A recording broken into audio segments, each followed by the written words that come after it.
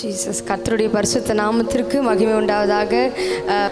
So இன்றைக்கு கூட கர்த்தருடைய வார்த்தை நாம் கேட்க போகிறோம். அதற்கு முன்பதாக உங்களுக்கு நான் ஒரு விஷயத்தை வார்த்தைக்குள்ளே போகிறதுக்கு முன்பதாக ஒரு விஷயம் சொல்கிறேன்.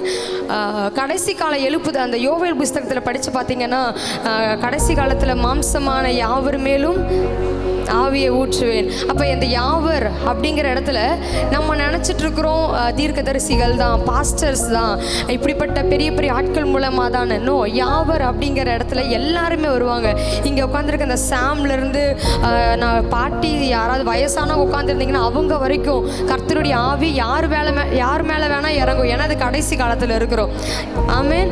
இப்போ நம்ம இந்த கடைசி காலத்தில் கர்த்தருடைய வார்த்தை யார் மூலமாக வந்தாலும் கர்த்தருடைய வார்த்தை உங்களுடைய ஒருவேளை உங்களுடைய இருதயத்தில் ஏதாவது கேள்வியோடு வந்திருக்கலாம், குழப்பங்களோடு வந்திருக்கலாம், இல்லை வந்துட்டு நான் ஆண்டவர்கிட்ட சில விஷயங்கள் நான் கேட்டிருக்கிறேன் தேவைகளோடு வந்திருக்கலாம். நான் விசுவாசிக்கிறேன் இந்த கழுதையை கொண்டாய்களும் கர்த்தர் உங்களிடத்தில் ஏதாவது ஒரு வார்த்தையை பேசுவார் என்று சொல்லி. ஆமேன்.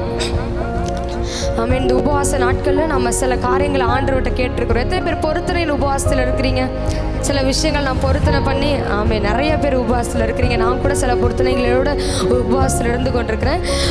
இந்த உபவாச நாட்களில் நான் என்னுடைய செய்திக்குள்ளாக கடந்து செல்ல விரும்புகிறேன். இந்த உபவாச நாட்களில் நம்ம ஆண்டவர் இடத்துல எதை கேட்டுக்கொண்டிருக்கிறோம்? நம்பர் 1, சிலரெல்லாம் என்னுடைய வீடு கட்டப்படணும், என்னுடைய தேவை சந்திக்கப்படணும், என்னுடைய குடும்ப பிரச்சனைகள் மாறணும், என்னுடைய கடன் பிரச்சனைகள் மாறணும் என்று சொல்லி நம்முடைய தேவைக்காக உபவாசம் இருக்கிற கூட்டங்கள் உண்டு. இங்கே இருக்கிறதுல ஒரு சிலர் கூட தேவைகளுக்காக உபவாசம் இருப்பீங்க. ஆனால் நான் என்ன சொல்கிறேன், நீங்கள் தேவைக்காக உபவாசம் இருப்பது நல்லது. ஆனால் அதுக்கும் மேலான காரியங்களை கர்த்தர்கிட்ட நம்ம கேட்க வேண்டும்.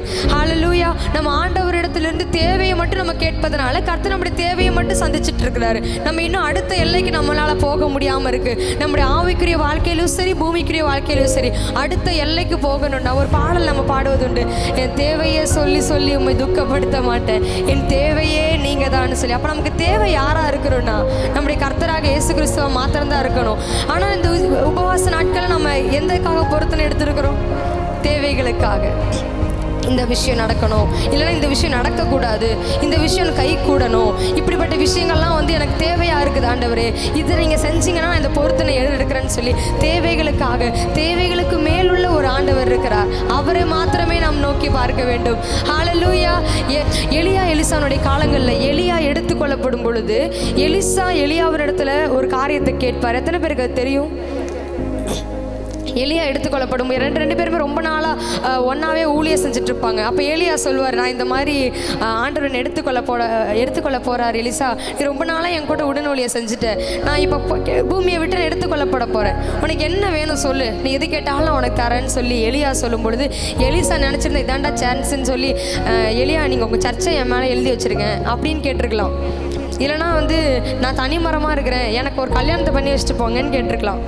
இல்லைனா எனக்கு 2-3 லேண்டு கொடுத்தீங்கன்னா அதை எப்படியாவது பயிர் பண்ணி உழுது ஏதாவது என் பழப்பை பார்த்துப்பேன்னு கேட்டிருக்கலாம். ஆனால் எலிசா கேட்ட காரியம் என்ன? யார் சொல்லுவா? உங்கள் மேலே இருக்கிற அபிஷேகம் என் மேலே ரெட்டிப்பாக வேணும்னு சொல்லி. அப்போ எலியா சொல்லுவார், என்ன எலியா அதுக்கு என்ன ரிப்ளை பண்ணுவார்? அரிதான காரியத்தை நீ கேட்டாய். நம்ம ஆண்டவரில் கேட்குற காரியங்கள் ஏதோ சாதாரணமாக, நான் ஒன்று சொல்லட்டுமா, உங்களுக்கு இடம் வாங்குறது பெருசாக தெரியலாம், வீடு கட்டுறது உங்களுக்கு பெருசாக தெரியலாம், இந்த வியாதி சுகமாகணுன்றது பெருசாக தெரியலாம். ஆனால் இதெல்லாம் சின்ன சின்ன தேவைகள். நீங்கள் அரிதான காரியத்தை ஆண்டவரிடத்தில் கேட்டு பழக வேண்டும். ஏசப்பா எனக்கு நீங்கள் வேணும். போன உபவாச ஜபத்தில் எனக்கு ஒரு அபிஷேகத்தை நீ கொடுத்துருப்பீங்கல்ல, அதை விட டபுள் பிளஸிங் இந்த உபவாச ஜபத்தில் கொடுங்க. எனக்கு போன உபவாச ஜபத்தில் கிடைக்காத சில ஆசீர்வாதங்களை இந்த ஜபத்தில் நீங்கள் எனக்கு கொடுங்கன்னு சொல்லி அரிதான காரியங்களை நாம் ஆண்டவர் இடத்துல கேட்க வேண்டும். ஆமென். எத்தனை பேருக்கு புரியுது? இந்த நாள் வரைக்கும் நீங்கள் உங்கள் தேவைகளுக்காக உங்களுடைய உபவாசத்தை வைத்திருந்தீங்கன்னு சொன்னால் தேவைகளுக்கு மேலான கர்த்தர் உண்டு. நமக்கு இன்னது தேவை என்பதை பரமபிதா அறிந்திருக்கிறார். நாம் நினைப்பதற்கும் வேண்டுவதற்கும் அதிகமாய் செய்கிறவர். உங்களுக்கு என்ன தேவைன்னு ஆண்டவருக்கு தெரியும், எப்போ அதை கொடுக்கணுன்றது ஆண்டவருக்கு தெரியும். ஆனால் நீங்கள் ஆண்டவர் இடத்துல அபிஷேகத்தை கேட்கணும், ஆற்றலை கேட்கணும்.